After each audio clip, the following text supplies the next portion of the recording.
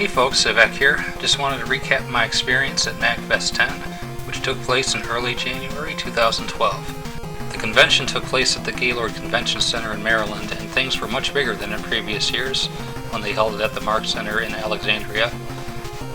Just a few shots here. This is a big Christmas tree they had out on display. Also, just a minor note, if you plan to attend, they hide the refrigerator in your room behind these false dresser drawers. Thankfully someone told me about it, but I have to wonder if people never knew about this. Anyway, just a small heads up for possible future attendees. Let's get into the convention. Here we're looking at anticipation for entering the game/vendor room, and this area was huge.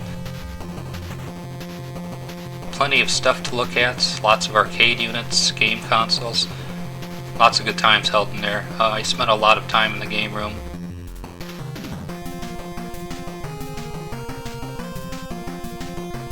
I even got the good ending on Gimmick for the NES, on a real NES in there. There was a TMNT arcade unit, but it didn't seem to want to work when I wanted to play it, so I couldn't give it a go, unfortunately. There's a car in the middle of the vendor room. Hey look, Mega Man chess and a Flashman sculpture, among others. As far as panels go, I went to the Blue Core Studio panel with Eddie LeBron, maker of the Mega Man film. They showed off some of their upcoming projects. I went to Zen and the Art of Video Game Reviewing. Quite a few people attended that one. Very informative panel. There was Happy Video Game Nerds panel. Retroware TV's panel. They had a good video shown in there. A live side-scrollers by Screw Attack. Unfortunately, I had to sit far back for this one since I got there kind of late. Angry Video Game Nerds panel. Always a fun time. Oddly enough, they stuck him in a smaller panel room which naturally filled up. I don't know what they were thinking with that one. Naturally, there was some cosplay there. Here's a few of them.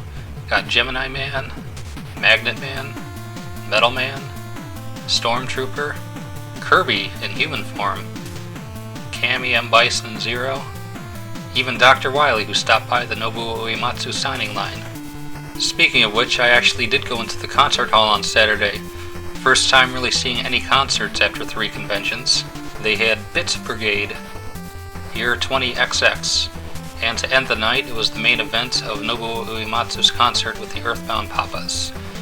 You can see some anticipation for the concert going down here, but it was a lot of fun. Most people seemed to enjoy it. Someone here was programming during the concert? Anyway, I think it was amazing that they got him as a guest, and I'm glad that I was able to go to the concert. Afterwards, there was a super long line for signing, and they couldn't quite seem to decide how they wanted the line to even go. They changed the formation of it at least 2 times, but I was able to get my Final Fantasy VI soundtrack signed, and I thanked him afterwards.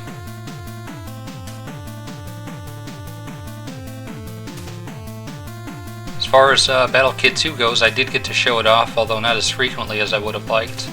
I was only at Screw Attack's table one time, but I did let people play the prototype part here and there in the game room. Retroware TV's booth even let me show it off for an hour or so, and people came by to check it out, so thanks to them for that. Some other miscellaneous clips, we got Rob and some other robots preparing to fight, although they never actually fought. A floating shark. Out and about in town there's a shipwreck commemoration site of some kind. A store that sells ketchup. So anyway, here's one last look at the vendor/game room on the final day. Not a whole lot of stuff going on, but hey, the whole event was a lot of fun, and I can't recommend it enough. If you're able to go next year, I would strongly encourage you to do so. Thanks for watching the video, and thanks to everybody at Magfest.